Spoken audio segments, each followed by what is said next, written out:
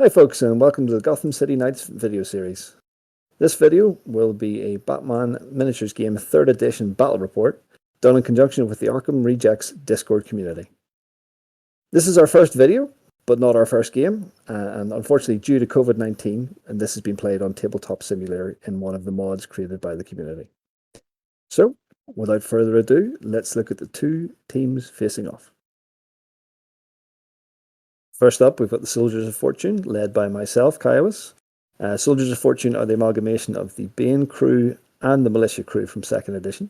And leading them in this battle, we have Dark Knight Rises Bane, the Tom Hardy Bane. We have Malicia and Infiltrate Op. They are the two new henchmen from this edition. Malicia is loaded up with a Venom Dose, the ability to poke other people with the Venom Dose, and has handcuffs to arrest people. We've got Barsad, who has an assault rifle, Stealth Op, who has a Titan Dose, and there for his sort of forward positioning with his undercover role. Killer Moth, who is one of the interesting henchmen brought out in 3rd edition that don't really have an affiliation, and Mercenary 1, who is the axe-wielding mercenary from the Dark Knight Rises set. So on the other side, we have my most common opponent, Salandra, running the Teen Titans team. So this team, Teen Titans, gives you extra reputation to buy the more characterful miniatures to a total of 403 reputation. She has Nightwing as her boss with handcuffs. Damian Wayne, the henchman from the cross-faction League of Assassins / Court of Owls / Batman. He's armed with handcuffs as well.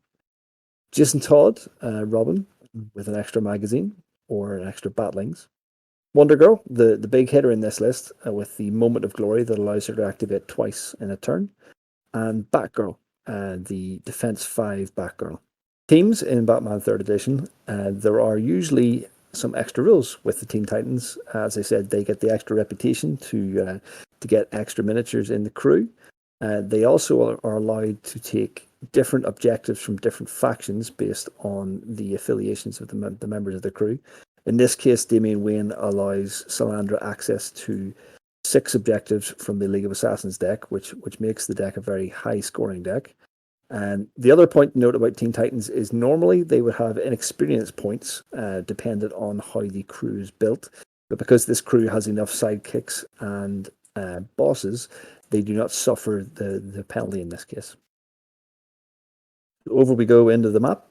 So we pulled out the Docklands map, which is one we hadn't actually played before, and we rolled off to see who would place the lampposts and the sewers first. Salandra won that roll-off, and generally went to place the lampposts around the edge of the action. I tried to place one where I thought she would be heading with her objectives early in the turn. And the same with the sewers. So Salandra placed one directly in her own deployment zone to be able to use that to move around the board quickly. And also tried to banish the other one to the edges of the map to stop the Soldiers of Fortune moving up quickly. I've got one smack bang in the middle because, as we know, or if you have looked at the Soldiers of Fortune objective deck, they thrive off being able to move into the middle of the map. So the next thing we did was pull the deployment type and then the event type. So the deployment type in this case was the chance encounter, which allows both sides to deploy quite far forward into the map, much unlike a lot of the rest of the deployments. And then the data extraction for the event. The data extraction allows you to score a random event card in your hand if you're the only person in contact with the data extraction event marker at the end of the round. So we skipped to a picture at the end of the deployment here. Bear in mind that the deployment is split into 2 parts. The Titans have to deploy 4 inches forward and then an extra 4 inches forward for the second half. So in this case, Salandra has looked to sort of put pressure on the board early by being as far forward as possible. Jason Todd is a handyman, so he can go through that sewer for free. Everyone pretty much has access to an extra 6 inches on their move, either with a super jump or a bat claw. And Salandra looks to aggressively put out as many suspect markers as possible normally. So this really allowed her to get that going early on.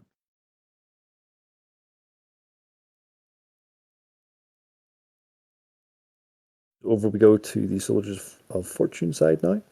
First up, I deployed Killer Moth and the Axe Mercenary probably a little further back than I should have. I didn't use the full amount of my deployment zone, but the forward party is made up of Bane, Malacia, and Barsad, looking to push forward early on.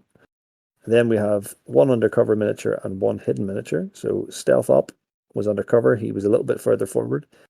And Infiltrate was the hidden miniature, who I could have probably put anywhere on the board, but I was a little concerned about the threat range of the likes of Wonder Girl and Nightwing. I didn't want to lose Infiltrate early on because she has a lot of tools that she gets to use to help me, especially in this scenario. So let's look at the starting plots for either crew. On the Titan side, you have Intimidation. So that's a normal objective, any menace objective, and having most or more suspects than your opponent out at the end of the round. And on the other side, the Soldiers of Fortune have opted for Threat Control, which is, again, any objective, an extra menace objective, and at the end of the turn, basically 2 of the Titans can't be within 4 inches or inside of my deployment zone. So here we are in round 1. The Titans won the rollout for initiative. They actually chose to go second in the first round. They then followed that up in phase 1 by playing the Die Hard objective card on Batgirl, which will score at the end of the turn if Batgirl is still alive. The reason the Titans would have chosen to go second, it allows them to place the data extraction event marker where they can reach it, but the Soldiers of Fortune can't reach it and get that free objective scoring early in the first turn. The Audacity markers this turn, so that again allowed them to see where the Soldiers of Fortune were putting their Audacity markers, which was out on Infiltrate, Bane, Malacia, and Barsad. The Titans responded by putting theirs out on Batgirl, Wonder Girl, Nightwing, and Damian. So as I mentioned, the Soldiers of Fortune were first up, and they chose to activate Killer Moth. Killer Moth just took a short jaunt forward onto the boat, making sure he was out of both of the light sources so that he doesn't get hit with batarangs. He then played a resource, the free-for-all card, which allows for doses to be used without spending them. This is basically because the Soldiers of Fortune did not have a great hand at the start and did not look to be actually scoring many points, so it was trying to cycle through the cards to get something into their hand.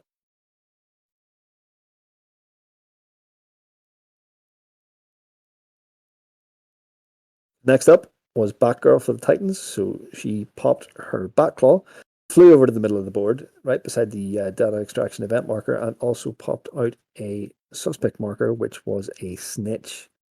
Snitch is one of the best scoring objectives in the deck for the Titans. And then Titans added salt to the injury by playing a resource which locked down one of the sewers on the map for the Soldiers of Fortune. Soldiers of Fortune then activated the Axe Mercenary on the right-hand side of the map, further sort of trying to delay any commitment to the middle of the board. He moved forward, used the Inspire from Bane to pop down a suspect marker, and unfortunately did not have any resource or objective cards to play from his hand.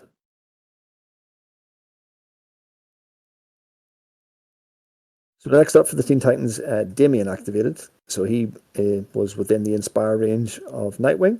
He used his detective ability to pop down a suspect marker without actually having to leave the deployment zone. Then acrobated over the boat, landed in the middle, and popped down a second suspect marker with his own tactical action. He then used another disturbance or resource card to lock down yet another one of the sewers, closing off another avenue to the middle of the board. On the Soldiers of Fortune side, Stealth Up moved forward, actually popping a Titan dose because there was no cost to do so because of the earlier played resource card. He was able to pop down a suspect marker which was within 8 inches of Damian and also out of line of sight, scoring himself the Black Ops card. Black Ops card went under the plot for now, so it didn't pop into the score immediately.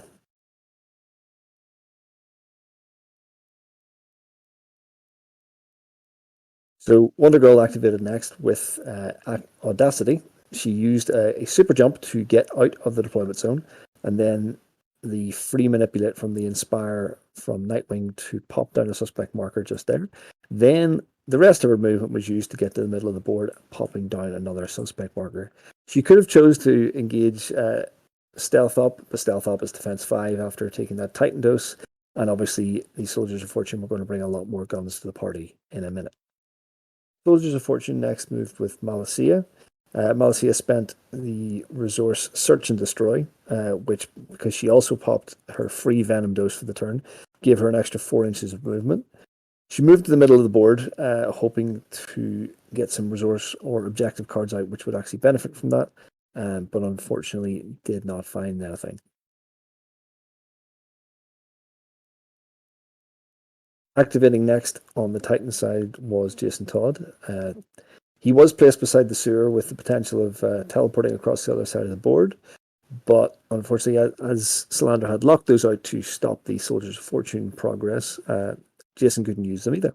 He moved on top of this boat here and then placed down a suspect marker, just using the Inspire from Nightwing, as he did not have Audacity. After having inspired the rest of the henchmen in the crew, Bane now decided to move up.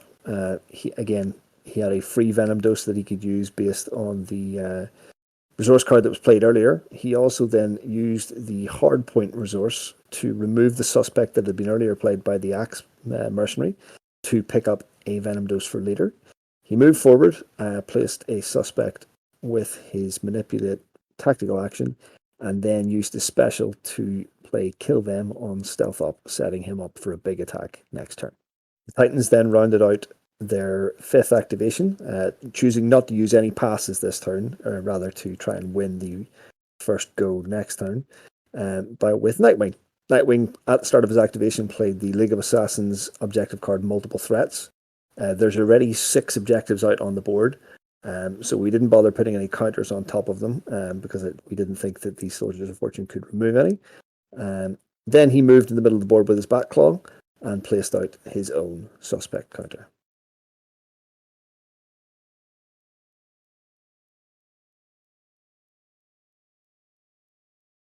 Next up, the Soldiers of Fortune activated Barsad. Barsad was hoping to catch one of the Titans in a position where he could fire off his Beta Fire 3 assault rifle, but did not, so he just moved out the board.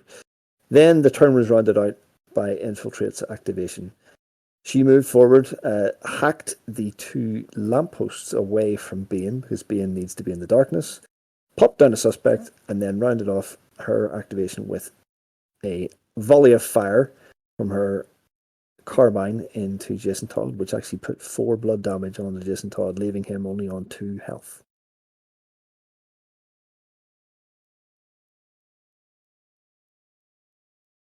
So let's quickly look what cards were scored in the first turn for the Titans.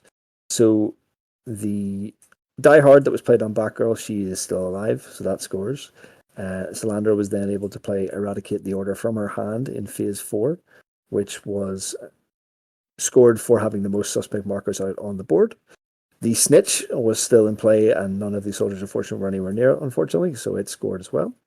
The Comb Through Everything was scored randomly from Salandra's hand because of the event marker that Batgirl was in contact with, and the Multiple Threats was the Menace objective, which slips under the plot, scored again because she had 6 suspect markers out, and you cannot roll anything outside of a 1 to 6. The plot itself also fulfilled because the 2 objectives were underneath it, and also Salandra's Titans had the most suspect markers out on the board. So this is the status of the game at the end of the first round. We've gone through the Titans objectives that they scored. Unfortunately, we can't go through the Soldiers of Fortune objectives they scored because they didn't score any. The one that they have is stuck under their plot at the minute because they need to fulfill the other objective. It was a frustrating turn for the Soldiers of Fortune, and the Titans went out to an early 13-0 lead, also with 3 passes in the bank that they'll use to hopefully take the first activation in the next round. So at the start of turn 2, the Titans won the roll-off for initiative with those extra passes that count towards it. In Phase 1, the Soldiers of Fortune actually got to playing some objective cards, playing the Domination card and the Moth Signal card. Domination puts an event marker out on the board beside one of the opponents, and the moth signal signify or designates a piece of scenery on the board that they have to have suspects around at the end of the turn. So the event marker is marked in green. It's been placed beside Damien in the middle of the board, and the two crews set to putting out Audacity. On the Titan side, the Audacity was given to Wonder Girl, Nightwing, Damien, and Jason Todd. On the Soldiers of Fortune side, is given to the boss Bane, Infiltrate Op, Malicia, and Stealth Op. Really congregating in the middle of the board, probably going to get very bloody very soon. So in this round, Wonder Girl actually popped her Moment of Glory, which allows her to activate twice this turn. She activates first in the turn, using her Audacity, and pulls off what was probably the most entertaining activation of the entire game. She bounced over to stand beside Malicia, used her Lasso of Persuasion on Stealth Op to mind control him. Under the Hypnotize rule, Stealth Op came forward and used the buffs that he had been given by Bane in the previous turn to actually slice into his teammate Malicia. Malicia did manage to survive it, only for then Wonder Girl to also attack Malicia with her own tactical action, putting through in total of 6 blood onto Malicia, leaving her gasping for her life but not down. I will probably admit that I made this activation out of fear of losing a miniature very, very quickly after the start of the turn. Malicia activated next and popped her Venom Dose, which allowed her then to attack Wonder Girl with a bit of extra oomph.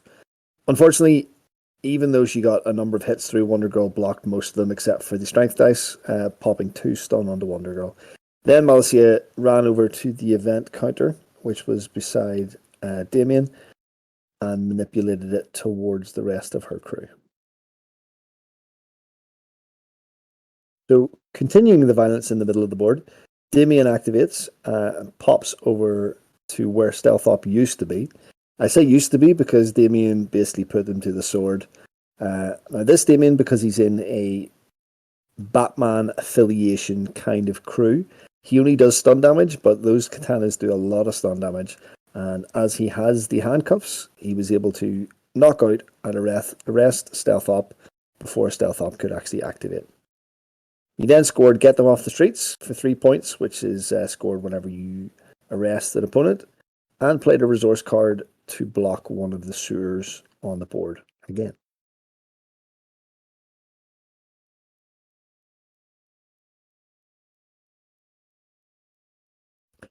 So this next activation is probably the one I should have gone first with in the turn.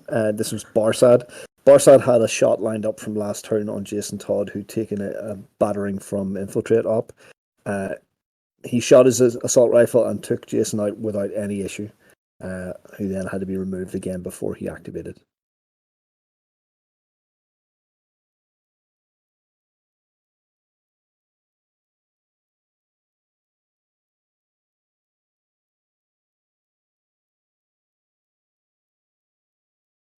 Titans activated Wonder Girl next, so this is her second activation of the round through the Moment of Glory. She doesn't have Audacity on the second activation, but it does allow her to get out after being in a bit of a hot spot.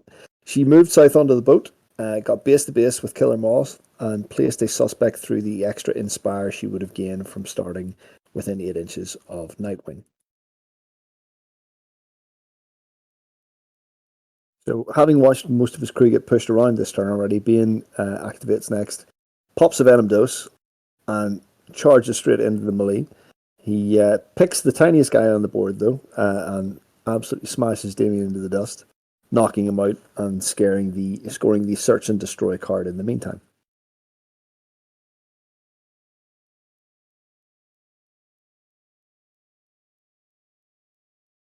So, Batgirl up next. She was within 8 of Nightwing.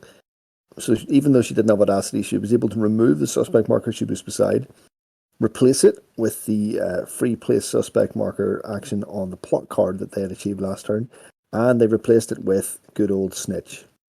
So then she moved over to the event marker, which had moved away at the end of the last turn because the Titans had scored it.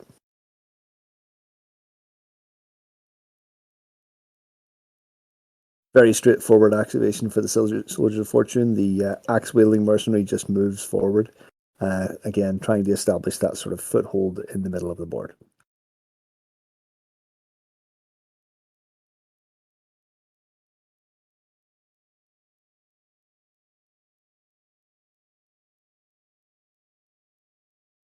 Again, final activation for the Titans is Nightwing, keeping again their pass markers in order to win the first activation.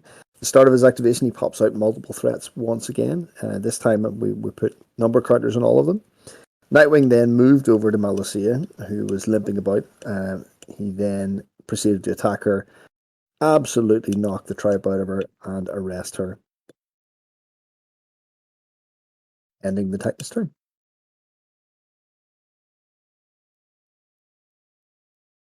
Then that left the Soldiers of Fortune with two back-to-back activations to finish the turn. Killer Moth up first. He has a radio as part of his traits, so he was able to pop down a suspect marker and play the invasion objective card. Rolled a d6, it rolled as a 2, so that will score in 2 turns. He then, without moving, held up one of his pistols, the solid gun, to shoot at Wonder Girl, but unfortunately, because she is that hard of a target, everything missed. So rounding out the round, we see the power of Infiltrate up.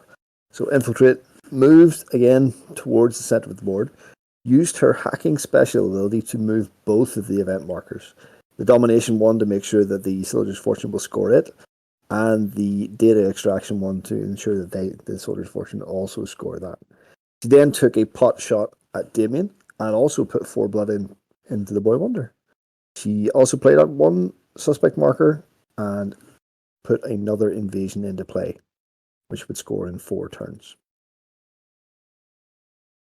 So ending the round, the Titans managed to score 4 objective cards, but 2 of them are now stuck under the plot. The 2 that they did manage to score were Eradicate the Order and Multiple Threats. The 2 under the plot were a Snitch and the Get Them Off the Streets. Unfortunately, the third piece of the plot was not fulfilled, as all of the suspects were in line of sight of Killer Moth. So this was the turn that Soldier's Fortune really got off the mark. The Domination event allowed them to score 3 points off that, and the much-needed Menace objective, which then fulfilled their plot, releasing the Black Ops that they scored the previous turn to their scored objective cards pool. The Killer Moth card was scored because they had the requisite amount of people and suspects around the piece of scenery that was picked out. The Search and Destroy by Bane, knocking out Little Damien, and the Ground War was played in Phase 4 because there was a specific piece of scenery that they had the right amount of people that was close enough to the Titans of deployment zone. The valuable commodities was scored from the event marker in the data extraction. So this is the picture at the start of round 3. Score tightening from the first round to 16 to the Soldiers of Fortune and 19 to the Titans. This phase 1, the Titans once again win the initiative, and again the Soldiers of Fortune pop down a Domination objective card. They have a new plot this turn, which is Triangulation, which is all about getting suspect markers in a small area. The Titans still have to score the third piece of Set Up the Purge, which Killer Moth's echolocation stopped them from doing so last turn. You'll also note that Damian Wayne woke up from his knocked out status, and all of the remaining Titans have Audacity. On the Soldier's Fortune side, you've got Bane, once again, Infiltrate, Axe Mercenary, and Killer Moth with Audacity.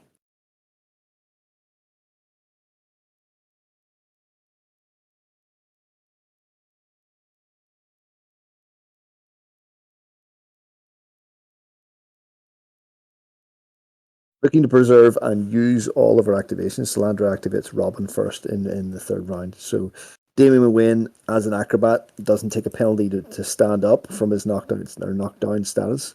Jumps across the other side of the boat. Swings at Killer Moth. Even though Killer Moth is entirely outmanned, he somehow doesn't take any damage whatsoever, except for the efforts that he defended himself with. Robin then also removed the invasion suspect marker, which was on this side of the board, practically denying the Soldiers of Fortune a couple of points.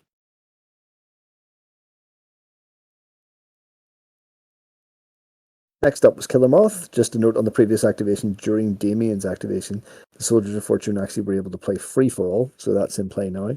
Killer Moth started by placing an invasion suspect marker down where he was, rolled a 4, so that will be 4 turns until it scores. Leveled his gun directly at Wonder Girl once again, shot her, but she used Acrobat the effort out of the way. Then he moved over to the event marker using his back claw in the process. Next up for the Titans was Nightwing, continuing the bloodbath by moving over just to where Killer Moth had just nestled, attacking him wholeheartedly, knocking him out, and scoring Get Them Off the Streets as he used his special action to arrest him. Killer Moth was able to block a couple of the incoming strikes, however, and because he was within 8 inches of another veteran, in this case Infiltrate Up, he was able to score the hard point objective. As seems to be the way of Bane's activations, he's usually reacting to one of his own crew being removed from the board. And in a very angry way, he popped yet another Venom Dose, charged in, and boss versus boss, he was able to knock out Nightwing with a huge amount of stun damage, more than the 7 needed to knock out Nightwing. Once again, scoring the Search and Destroy objective card. We lost a little bit of the footage here, but this is actually 2 activations in. I'll go through them. So Wonder Girl was first to activate. She tried to repeat a trick of the persuasive lasso on Infiltrate this time round. Unfortunately, failed. Did then go after Infiltrate with her attack, but only managed to cause 4 stun with the shield that she used to attack. Also in this activation, Wonder Girl was able to play out multiple threats at the start of it, which confused the amount of dice on the board, but was there to score for the end of the turn. Then Infiltrate responded by activating herself, was able to move into the tight space behind Wonder Girl, trying to set something up. So she was able again to hack the event markers in a way that allowed her to be beside them, and hopefully the Soldiers of Fortune to score them. The Batgirl had to activate without the inspiration number leader, who's sitting face down, KO'd in the middle of the board. She moved over to just where you can see her now, was able to reveal one of her own suspect markers, which became a valuable commodities loot. That being on one of the most, I suppose, maneuverable and defensive miniatures in the list, should hopefully allow them to score that at the end of the turn. She also is beside the domination marker, looking to stop that one from scoring at the end of the turn. Probably one of the most improbable matchups on the entire board. The cheapest miniature went up against the most expensive miniature and actually came out a winner. So at the start of this activation, the Soldiers of Fortune played the Osito Bane card as a resource to play Scared upon Wonder Girl. Scared reduces your attack and defense by 1. So the Axe Mercenary then came over to just where he sat there, picked up the Venom Dose from the resource that was sitting there, chugged it down, and swung and finished off Wonder Girl in one fell swoop, unfortunately.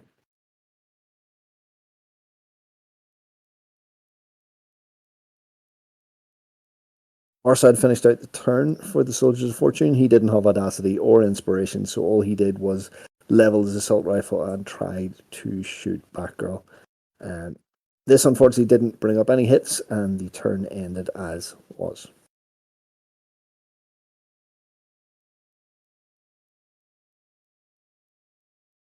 So with Killer Moth off the board, that allowed the Titans to easily score the last part of their plot, set up the Purge, which then released the Get Them Off the Streets and Snitch card that were stuck underneath, scoring the Titans in very, very needed 6 points. They got another 9 points from the arrest that Nightwing made, the multiple threats, and the Eradicate the Order, because they have the upper hand in the Suspect War.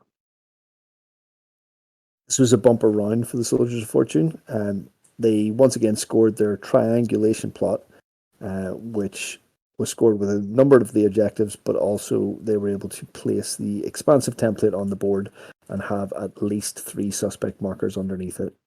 Uh, they scored two search and destroys, two invasions, a domination, which was finished off by Wonder Girl being removed, a ground war in phase 4 hardpoint, a free for all for having the most miniatures in the middle of the board, and a Black Ops that was scored off the event marker. As we enter round 4 of the game, the scores are now 36 apiece, which is quite a high score for this game. Soldiers of Fortune have 4 miniatures left on the board. The Titans only 2, as Nightwing does not wake up from KO. So Soldiers of Fortune pop down a domination card for the third turn running, right in the middle of the board, and they have a cyber attack lurking that should score at some point this turn. The Titans, on the other hand, they have the valuable commodities loot still sitting on Batgirl, hopefully safe enough to score by the end of the game. And then both crews have a new plot. On the Titan side, they have detective work, which is all reliant on Damien staying alive and getting into the opponent's deployment zone. And the Soldiers of Fortune have shock and awe, which relies upon a number of suspect markers on the Soldiers of Fortune side being more than that of the enemy models in play. So Titans obviously only have 2 miniatures. They get all of the Audacity. Soldiers of Fortune, Bane, Barsad, Infiltrate, and Axemark, again, are the only ones still alive, so they're the ones that get the Audacity. Titans win the roll-off once again and will activate first. So Titans activate Batgirl first, looking to score on every single activation this turn. Batclawing over to the right-hand side of the board, revealing one of the Soldiers of Fortune suspect markers quickly to score disturbance for 2 points, and hopefully taking loot out of any threat range of anything that could remove her.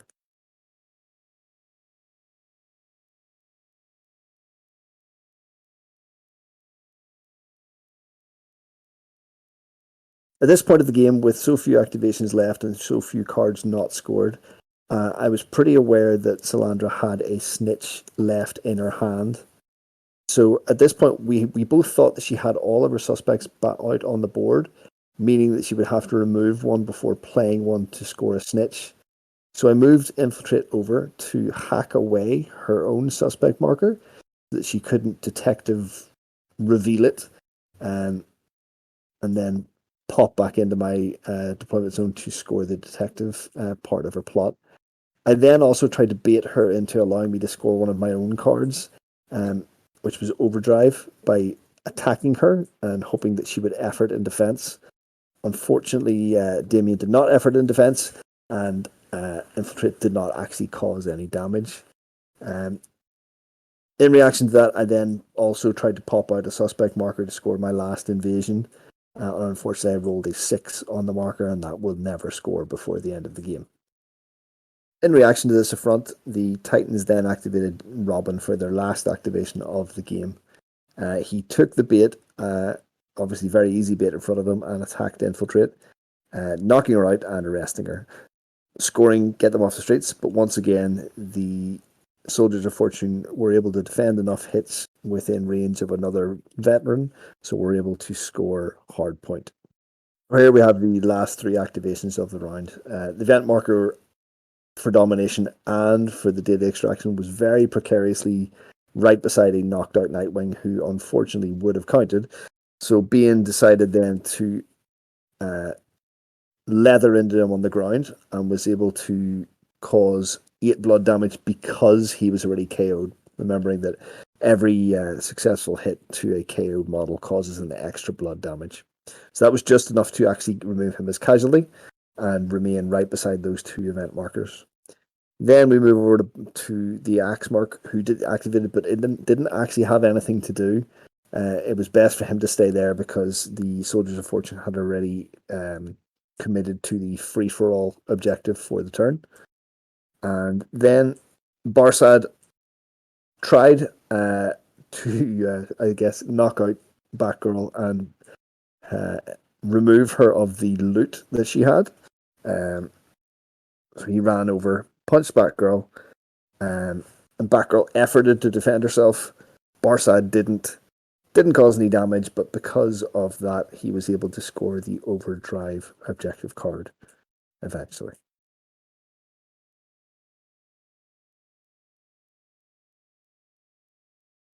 So a shortened turn for the Titans, but they were able to score 3 cards in that time. The disturbance from Batgirl removing the Soldiers of Fortune suspect marker, get them off the streets from removing infiltrate from the board, and the valuable commodities loot that was tucked safely into Batgirl's back pocket. Damien also retreated to the exact correct spot in the Soldiers of Fortune deployment zone to allow the plot to complete.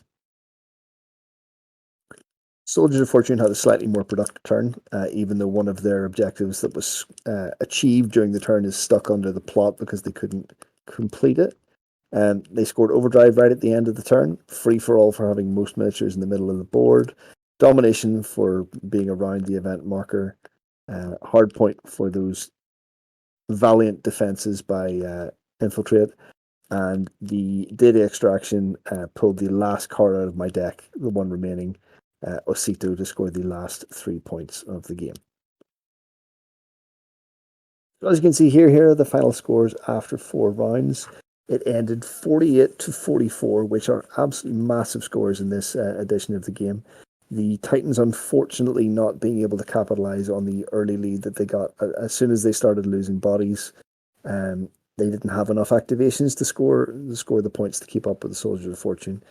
Soldiers of Fortune really struggled in that first round, managed to get the right cards in their hand early in the second turn to start scoring passively through their sort of domination of position rather than any actions that they were performing. This was a real barn burner, as I would describe it. It was just high scoring. Salandra and I were just really trying to score as much as possible from our own deck rather than managing what our opponent was doing. That's generally our approach. You may have your own approach to playing this game. This was still a bloodbath, probably the bloodiest game that Salandra and I have actually ever played.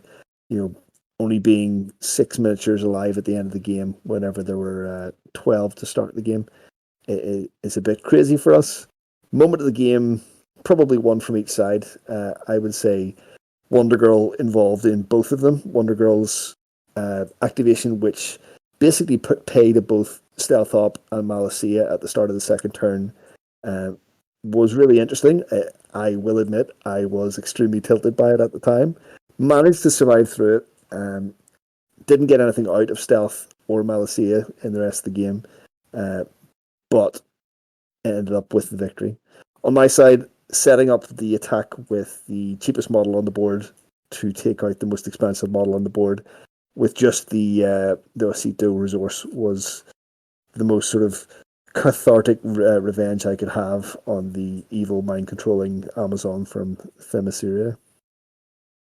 Right, folks, well, that was our first video. I hope you enjoyed it. Obviously, this was on TTS. Salandra and I have now played 15 to 20 games of Batman and the Miniatures Game 3rd Edition on Tabletop Simulator because of the current COVID-19 situation. If you're thinking about jumping into the game, or if you've already bought miniatures, I would definitely recommend you have a go over TTS to at least get some reps in the game before you do get the chance to play it face to face. These are lists that Salandra and I are very familiar with. Our play styles, I wouldn't say are set in stone, but this is the sort of way that we enjoy to play. Salandra likes to be in your face and killing people. I like to control the board and have that option to remove people at the same time. So I have a couple of shout outs to say.